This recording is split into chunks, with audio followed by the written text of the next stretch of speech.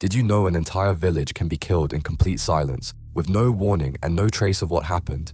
On the night of August 21st, 1986, Lake Nyos in Cameroon was perfectly still. The villagers nearby were asleep.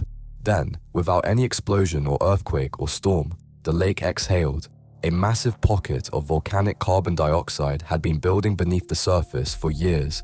That night, it released all at once. The gas was invisible.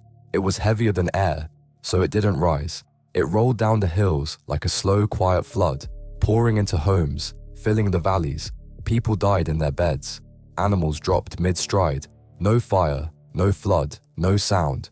Roughly 1,800 people were dead by morning. Survivors who woke hours later found their neighbors, their children, their animals all gone.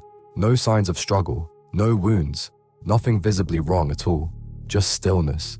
Investigators arrived and found a scene that made no sense.